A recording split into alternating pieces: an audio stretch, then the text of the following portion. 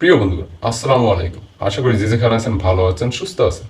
আজকে আমি এই ভিডিওর মাধ্যমে তুলে ধরার চেষ্টা করব সূরা হাশরের 5টি ফজিলত সম্পর্কে। তাই ভিডিওটি না টেনে পুরোপুরি দেখার অনুরোধ রইল। এবং আপনি যদি আমার চ্যানেলে নতুন হয়ে থাকেন তাহলে একটি সাবস্ক্রাইব করার অনুরোধ জানাচ্ছি। চলুন তাহলে জেনে আসি সূরা হাশরের ফজিলত সম্পর্কে।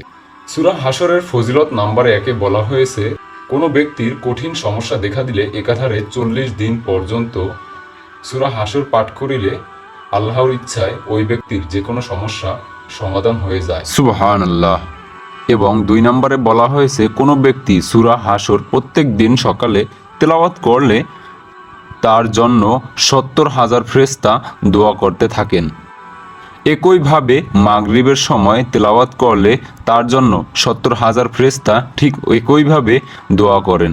প্রিয় বন্ধুগণ, 3 নম্বর ফজিলতে বলা হয়েছে, কোনো ব্যক্তি সূরা হাশর লিখে সঙ্গে রাখলে ওই ব্যক্তির যাবতীয় কঠিন বিপদ আপদ বালা মুসিবত থেকে আল্লাহ তাআলা 4 নম্বর ফজিলতে বলা হয়েছে, কোনো ব্যক্তি ভালো উদ্দেশ্য হাসিলের জন্য প্রথমে 4 রাকাত নফল নামাজ পড়বে এবং প্রত্যেক রাকাতে সূরা ফাতিহার পরে সূরা হাশর পাঠ করবে, ইনশাআল্লাহ ওই ব্যক্তির ভালো উদ্দেশ্য হাসিল হবে।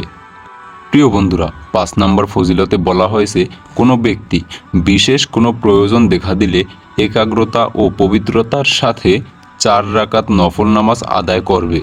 প্রতি রাকাতে সূরা ফাতিহার পরে সূরা হাশর পাঠ করবে এবং নামাজ শেষে আল্লাহর দরবারে নিজের প্রয়োজন উল্লেখ করে আল্লাহর দরবারে প্রার্থনা করবে।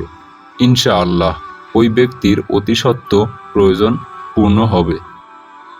তো প্রিয় বন্ধুগণ, আজকে এ পর্যন্তই। সবাই ভালো থাকবেন, সুস্থ থাকবেন এবং ভিডিওটি যদি ভালো লাগে তাহলে শেয়ার করে অন্যদেরকে দেখার সুযোগ করে দিবেন।